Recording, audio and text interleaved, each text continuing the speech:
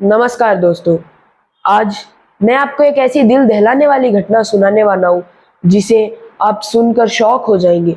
बल्कि जिसे सुनकर आप ही नहीं, पूरा इंडिया शॉक है कि ये काम कोई इंसान नहीं बल्कि एक हैवान ही कर सकता है। कहानी जानने के लिए वीडियो को एंड तक देखें। मैं लकी शर्मा स्वागत करता हूँ अपनी इस वीडियो में। चलिए श्रद्धा की हत्या के आरोपी आफ्ताब को बेहद क्रूर और शातिर बताया जा रहा है। चौंकाने state of Jharkhand, where a 16-year-old from Dumka in Jharkhand that had been burned to death.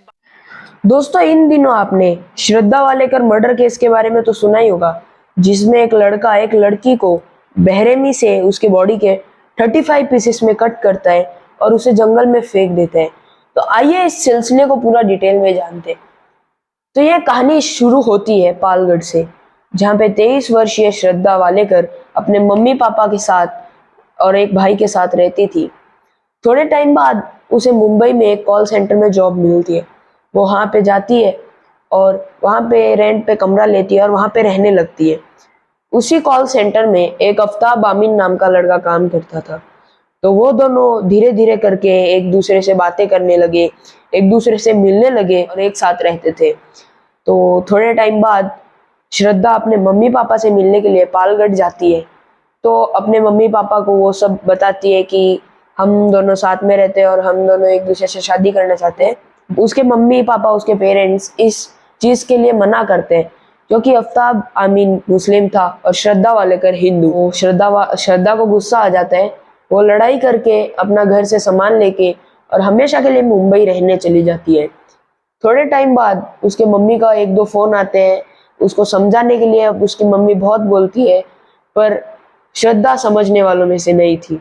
इसके बाद श्रद्धा की मम्मी गुजर जाती है और वो श्रद्धा को जैसे ही ये न्यूज़ पता चलती है वो फटाफट पालगढ़ जाती है और सारी रस्में पूरी कर वापस मुंबई आ जाते हैं। उसके भाई और पापा भी उसके हाल चाल का पता उसके फ्रेंड्स को फ़ोन करके, उसके व्हाट्सएप स्टेटस जैसे ही नया आता था उससे, या फिर उसके सोशल मीडिया प्रोफाइल अपडेट से पता लगा लेते थे कि हाँ भाई बेटी ठीक है, चाहे अनजान लड़के के साथ रह रही हो, इधर घूम रही है उधर घूम रही। वो लोग डिसाइड करते हैं 2021 में दिल्ली शिफ्ट होने का और वहीं पे जॉब करने का। वो लोग वहाँ पे जाते हैं, एज दे डिसाइडेड, वो जॉब भी करते हैं, एक रेंट पे कमरा लेते हैं। अब 2022 आता है। 2022 को अगस्त में उसकी फ्रेंड श्रद्धा को फोन करती है। श्रद्धा को फोन करती है तो श्रद्धा फोन नहीं उठाती है। लगातार एक हफ्ते गुजर गया, एक महीना गुजर गया, वो फोन नहीं उठाती है। तो ये सब बात श्रद्धा के पापा को पता चलती है। श्रद्धा के पापा और भाई अपने नजदीकी पुलिस स्टेशन में जाके रिपोर्ट करवाते हैं। तो पुलिस स्टेशन वाले एड्रेस पूछते हैं तो वो कहते हैं दिल्ली के मेहरौली नगर में। तो मेहरौली नगर में एक नियर बाय उनके पुलिस स्टेशन भी था जहाँ पे उनका केस ट्रांसफर होता है। वो लोग मेहरौली नगर जाते हैं, उधर सब डिटेल देते हैं और वापस घर पे आ जाते हैं। फिर पुलिस वालों मेहरौली नगर पुलिस स्टेशन को आफ्ताब के जैसे तैसे करके नंबर मिलते हैं, जिससे वो उसका एड्रेस ट्रेस करते हैं। उसके एड्रेस पे जाते हैं और आफ्ताब से पूछते हैं कि तुम्हारे साथ जो एक लड़की रहती थी श्रद्धा वालेकर नाम की, वो कहाँ है। तो आफ्ताब ने एक बार तो झूठी कहानी बनाई कि 18 मई 2022 को हम दोनों के बीच लड़ाई हुई थी शादी को लेकर और वो घर छोड़कर चली गई। पुलिस वाले इतना कुछ गौर नहीं करते।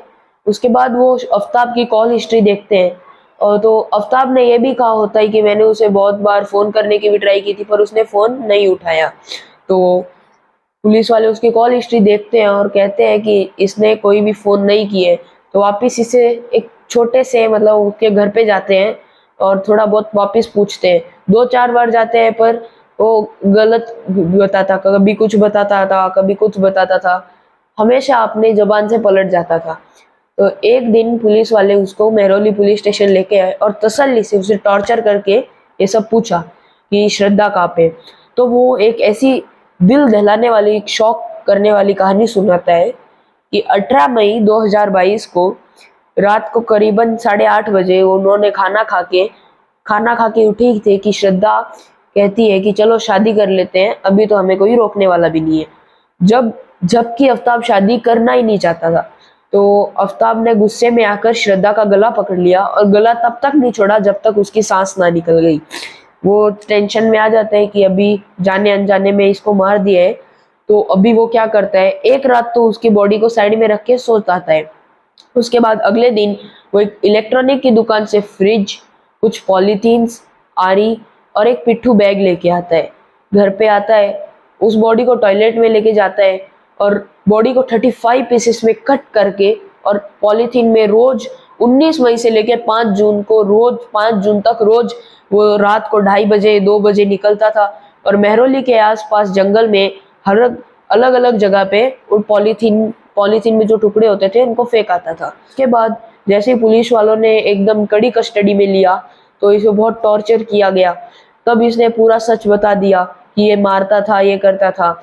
अब पुलिस वालों ने इसे कस्टडी में ले रखा है और उस जगह पे वो रोज जा रहे हैं जहाँ पे आफ्ताब ने उसकी बॉडी को फेंका था।